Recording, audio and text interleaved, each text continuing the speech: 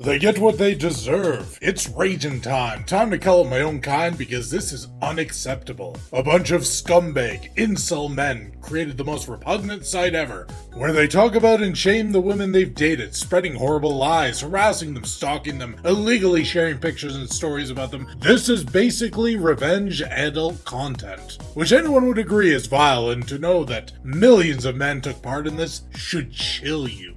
Millions of women were slandered and stalked, their personal information doxxed, and all set up so that other men could use that information to continue. The malicious cycle of harassment is horrible. But thankfully, they tasted karmic justice. The men doing this all had their ID doxxed too, and good riddance. They were evil, horrible people. Everything they were doing in spite used the same malicious reasoning as those who post revenge Hold up. My manager's calling. Really? Really? You don't say. You don't say. Well, this is a little awkward. I got the genders backwards. Whoopsies! Forget all that. You know, the site wasn't that bad. Maybe it was even a good thing. If anything, the men who dox the doxers are in the wrong. Why can't guys just let women have nice things?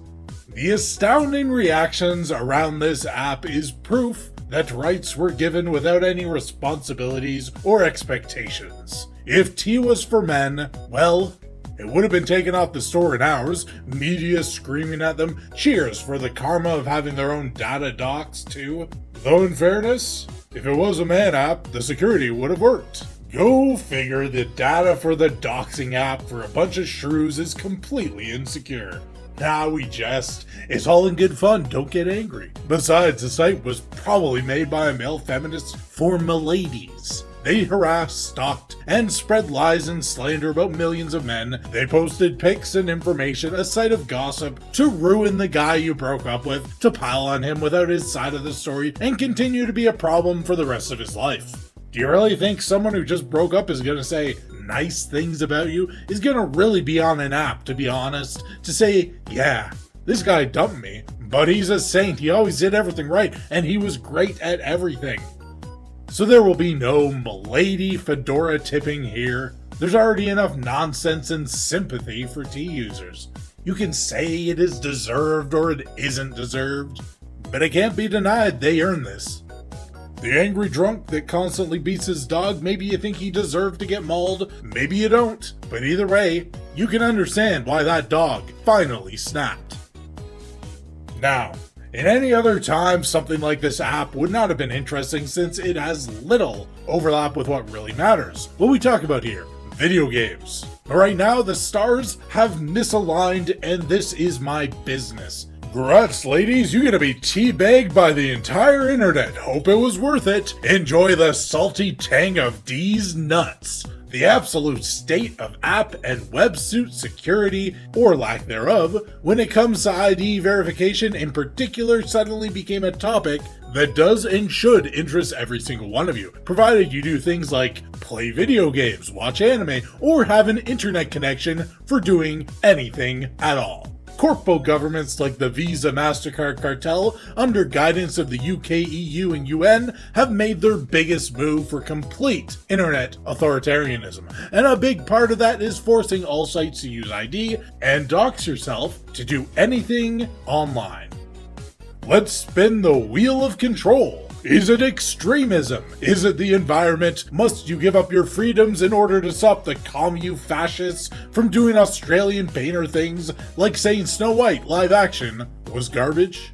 No, today it is the lie of protecting the children. Because having the pictures and personal information of millions of children on these easily accessed databases is clearly gonna protect them. And you know the governments want to protect children by how they cover up actions of real physical abusers, even though they have plenty of information about it, yet never want to put the real world predators in jail.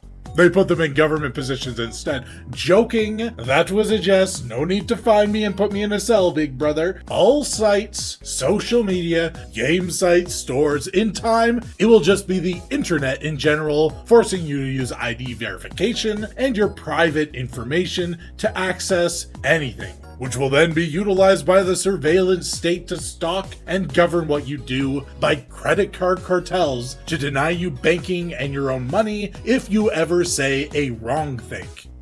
And will all just be like the T app, held on poorly secure sites around the world and easily accessed by anyone.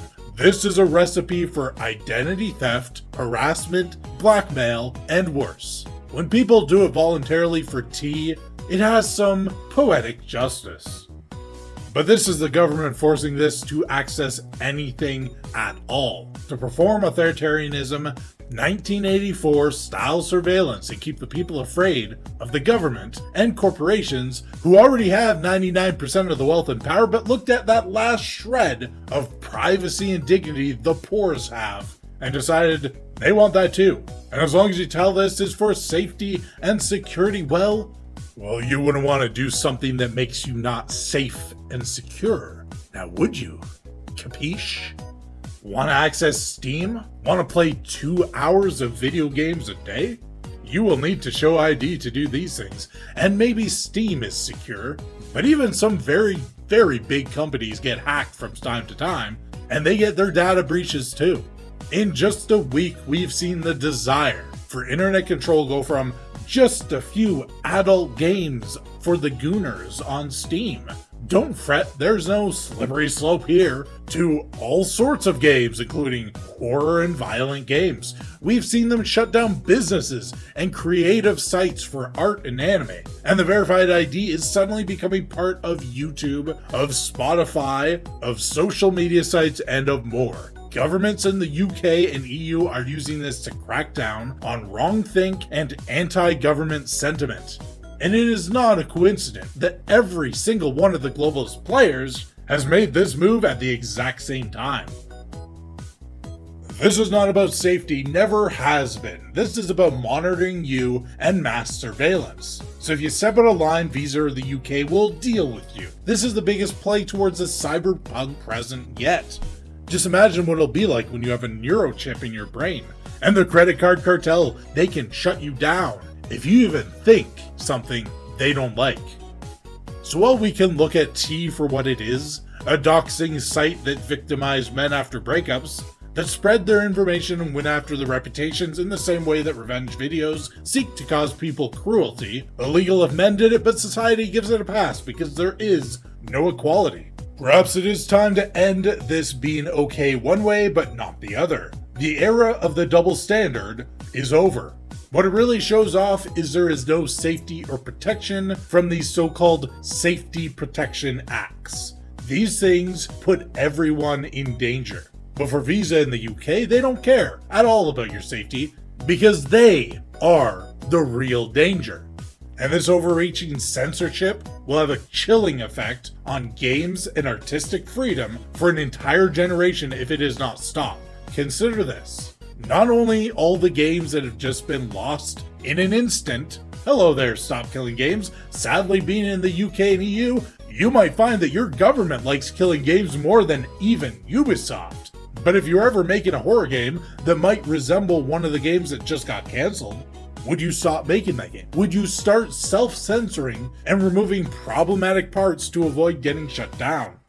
We would never have gotten stuff like Game of Thrones, Silent Hill, Mortal Kombat, even Dungeons and Dragons if these people had this sort of censorship power back when they were being created. Let's not forget, the Satanic Panic and the Karens Against Violence in Gaming, they went after all these things.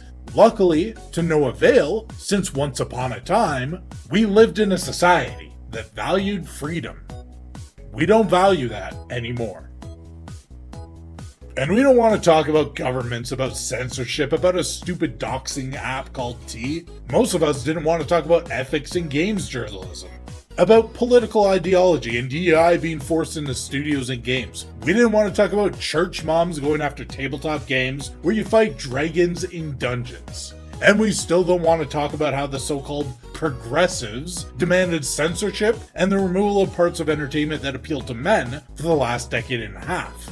What we want to do is play and enjoy video games, tabletop, anime, movies, and comics. We just wanted to enjoy these things on our own We were just off in our own little nerd corner, having fun. We were happy to have hobbies that help us relax after work and responsibilities.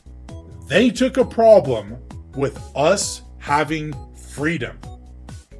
The last decade and a half of feminist frequency, intersectionalism, DEI wokeness, media corruption, and gaming is what has led to this. And ignoring it does not work. They got everything they want. And look, some of them have buyer's remorse now, since, as we all predicted, once they took away the things that these people hate, the censorship train was not going to just stop on that line and not go for what they like.